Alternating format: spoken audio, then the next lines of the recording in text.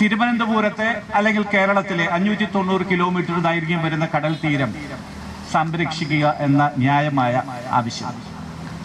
തിരുവനന്തപുരത്തെ 63 കിലോമീറ്റർ കടൽ തീരം അതിരൂക്ഷമായ ഭീഷണിയിലാണ്, വിനാശകരമായ തീരശോഷണത്തെ നേരിടുകയാണ്.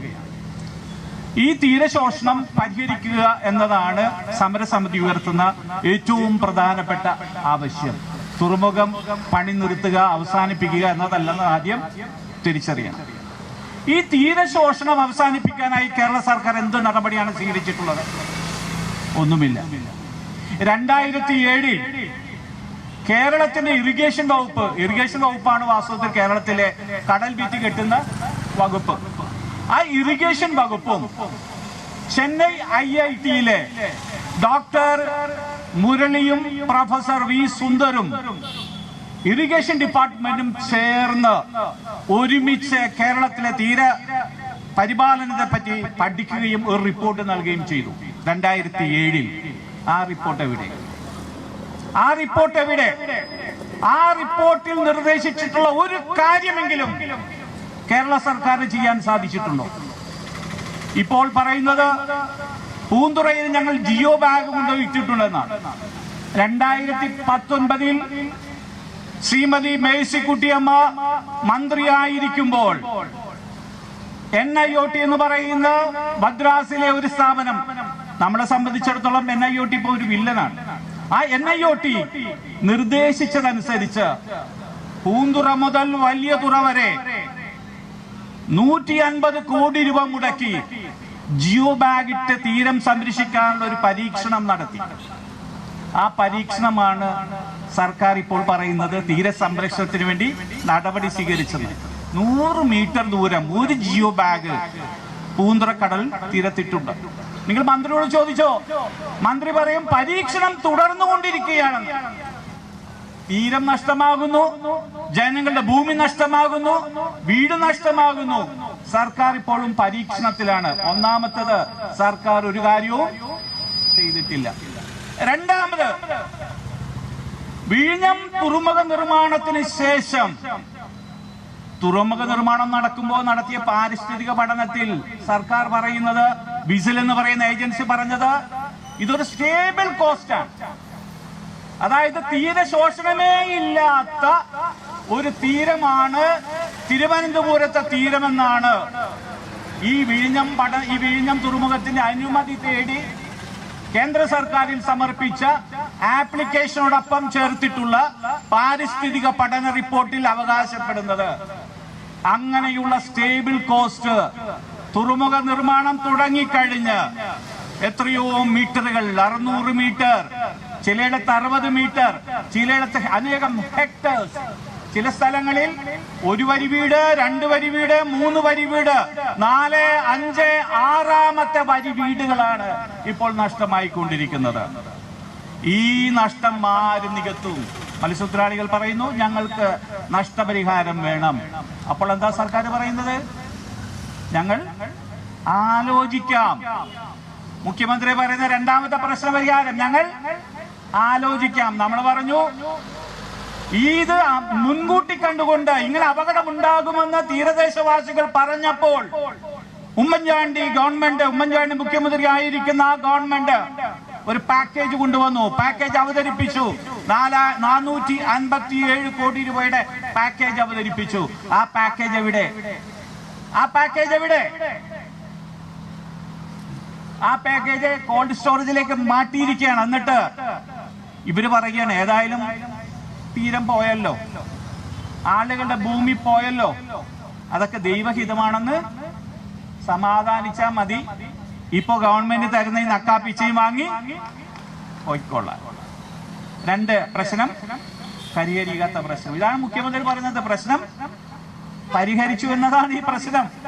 മൂന്നാമത്തത്, ഈ തീരശോഷണത്തിന്റെ ഫലമായി ഞങ്ങൾ പോയിക്കേണ്ടതാണ്. ഇവിടെ എല്ലാം മിക്കവാറും ആളുകൾ പോയിക്കേണ്ടതാണ് ഈ ആ സിമെന്റ് ഗോഡൌൺ എന്ന് പറയുന്ന സ്ഥലം. നിങ്ങൾ ചെന്നാൽ 8 അടി നീളം, 8 അടി വീതിയുള്ള ഒരു ഹാർഡ് ബോർഡ്, ആ ഹാർഡ് ബോർഡ് കൊണ്ട് മറച്ച ഒരു മുറിക്കുള്ളിൽ ഒരു കുടുംബമാണ് കഴിയുന്നത്. ഭക്ഷണം ചെയ്യണം, പാകം ചെയ്യണം, കുട്ടികൾ പഠിക്കണം, വസ്ത്രം മാറണം, കിടന്നുറങ്ങണം. ഇന്നലെ ആ സ്ത്രീ ചോദിച്ചില്ലേ, നിങ്ങൾ കണ്ടായിരിക്കും സോഷ്യൽ മീഡിയയിൽ, നിങ്ങൾ ചോദിച്ചില്ലേ, ഒരു ദിവസം നിങ്ങൾക്ക് അവിടെ പോയി കിടക്കാൻ കഴിയുമോ എങ്കിൽ ഞങ്ങൾ അപ്പോൾ സമരം നിർത്താം. അവരെ പരിഹരിക്കുന്നതിന് വേണ്ടി കളക്ടറെ ഏൽപ്പിച്ചു. കഴിഞ്ഞപ്പോഴേക്കും 5324 രൂപ വാടക മതിയെന്ന് കളക്ടർ തീരുമാനിച്ചു. 450 സ്ക്വയർ ഫീറ്റ് ഉള്ള ഒരു വീടിന് 5234 രൂപ. അത് ക്യാബിനറ്റിൽ കൊണ്ടുവന്നു. ക്യാബിനറ്റിൽ കൊണ്ടുവന്നപ്പോൾ വിശാല മനസ്കരായ നമ്മുടെ മന്ത്രിമാർ അത് 5500 രൂപയാക്കി വർദ്ധിപ്പിച്ചു. 5500 രൂപയാക്കി വർദ്ധിപ്പിച്ചു. ഇതും കൊണ്ട് വലിയതുറ പോലെ ഒരു പ്രദേശത്ത് എന്ന ഒരു വീടിന്റെ ഒരു ചാർത്ത് പോലും വാടകയ്ക്ക് കിട്ടില്ല. വാടകയ്ക്ക് എടുക്കാനായിട്ട് 1 ലക്ഷം രൂപ സെക്യൂരിറ്റി ഡെപ്പോസിറ്റ് കൊടുക്കണം. നമുക്കറിയാലോ, എറണാകുളത്തും കാക്കനാട് താമസിക്കുന്നവർക്കൊക്കെ അറിയാം. 5500 രൂപ കൊടുത്തു. അപ്പോ ഇത് ചോദിച്ചപ്പോൾ അവർ ഗവൺമെന്റ് പറയുന്നത്, അതായത് സർക്കാരിന്റെ ഒരു പരിപാടിയാണ്, സർക്കാർ എന്തെങ്കിലും കൊടുത്ത ഉപഭോക്തൃ വിഹിതം കൊടുക്കണം. 4 വർഷമായി 5 വർഷമായി സിമന്റ് ഗോഡൌണിൽ കഴിയുന്ന ഈ പാവപ്പെട്ട മത്സ്യത്തൊഴിലാളി കുടുംബങ്ങൾ ഉപഭോക്തൃ വിഹിതം കൊടുക്കണമെന്ന്, അതായത് ബാക്കി വരുന്ന വാടക കയ്യിൽ നിന്ന് കൊടുക്കണം. ഇതാണ് പ്രശ്നം പരിഹരിച്ച മൂന്നാമത്തെ പ്രശ്നം. മുതലപ്പൊഴി എന്ന് പറയുന്ന പ്രദേശത്ത് അദാനിക്ക് കല്ലുകൊണ്ടുപോകാൻ ഉപയോഗിക്കുകയാണ്. അവിടെ മത്സ്യത്തൊഴിലാളികൾ അത് തടഞ്ഞു. 60 പേരാണ് അവിടുത്തെ അശാസ്ത്രീയമായ ഈ പുലിമുട്ടിന്റെ നിർമ്മാണം മൂലം ജീവൻ ത്യജിച്ചത്. 60 മത്സ്യത്തൊഴിലാളികളാണ്. അത് പരിഹരിക്കണമെന്നാണ് മത്സ്യത്തൊഴിലാളികളുടെ ഒരു ആവശ്യം.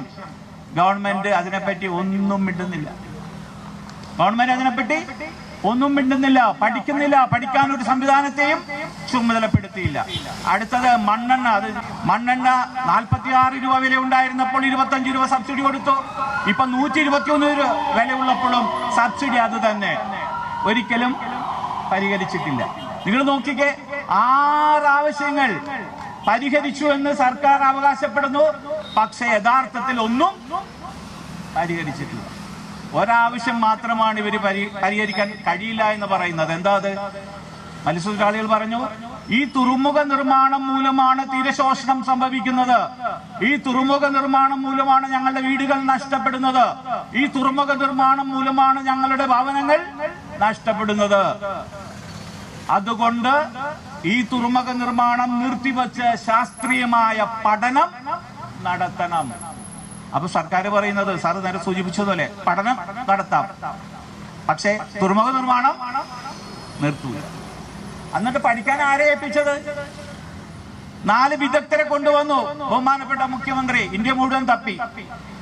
ഒരാള്, എനിക്ക് തോന്നുന്നു എന്റെ ചെയർമാൻ മധുലെ, അദ്ദേഹം ഒരു വിദഗ്ധനാണെന്ന് കണ്ടാൽ, ആ പ്രൊഫൈൽ വായിച്ചാൽ തോന്നും. രണ്ടാമത്തുള്ള ഒരു മൈക്രോബയോളജിസ്റ്റ്, മൂന്നാമത്തെ ഒരു ക്ലൈമറ്റ് എക്സ്പേർട്ട്, നാലാമത്തെ ഒരാൾ പോർട്ടിലെ ഒരു ഉദ്യോഗസ്ഥൻ ആയിരുന്നു. അപ്പൊ അത് സർക്കാർ തീരുമാനിച്ചു കഴിഞ്ഞു.